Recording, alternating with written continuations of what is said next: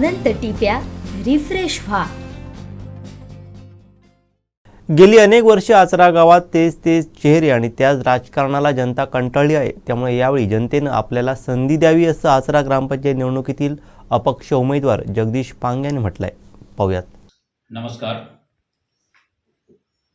दिनांक 5 नोव्हेंबर 2023 रोजी आचरा ग्रामपंचायतमध्ये होऊ घातलेल्या सार्वत्रिक निवडणुकीत मी जगदीश तुकाराम पांगे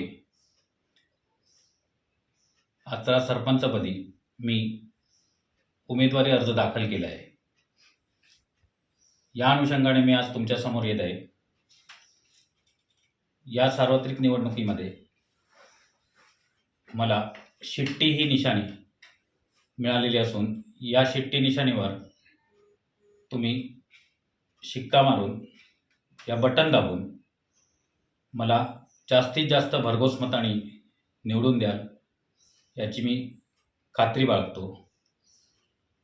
नुसतं खात्रीच नाही, त्याची कारणे आहेत। गेली अनेक वर्ष मी आचरा ग्रामपंचायतीत आचरा विभागात अनेक कामं मार्गी लावली आहेत, जेणेकरून लोकांच्या समस्या आचरा गावात पूरस्थिती असू देत किंवा रस्त्याचे विकास रस्त्याच्या माध्यमातून विकास असू देत, कचरामुक्त आचरा गाव किंवा लोकांच्या छोट्या मोठ्या अगदी सर्टिफिकेट्स असू देत किंवा कुठल्या स्कीममधून येणाऱ्या योजना असू देत, ह्या लोकांपर्यंत पोचवायचा मी वेळोवेळी प्रयत्न केला आहे। आणि हे लोकांसमोर म्हणजे प्रत्यक्ष ग्रामसभेच्या माध्यमातून थेट लोकांनी पाहिलेले आहे। या सर्व गोष्टींसाठीच मी आज आचरा ग्रामपंचायतीत एक पर्याय दिला आहे।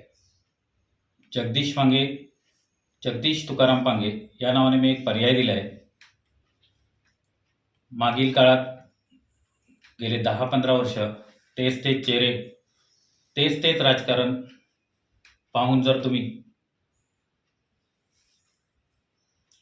असाल तर येत्या काळात मी तुम्हाला 5 नोव्हेंबर दिवशी शिट्टी या निशाणीच्या माध्यमातून जगदीश तुकाराम पांगे हा पर्याय दिला आहे।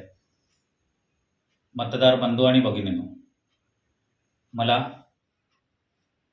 तुमच्याकडनं अपेक्षा आहेत की तुम्ही हा पर्याय डोक्यावर घ्याल आणि आचरा ग्रामपंचायतीत मला भरघोस मताने सरपंच या पदावर विराजमान कराल। धन्यवाद। आमचे दिवसभरातले सर्व अपडेट्स, ताज्या घडामोडी आणि थेट लाईव्ह पाहण्यासाठी सबस्क्राईब करा, लाईक करा कोकणचं नंबर 1 महा चॅनल कोकण 7 लाईनचं YouTube चॅनल।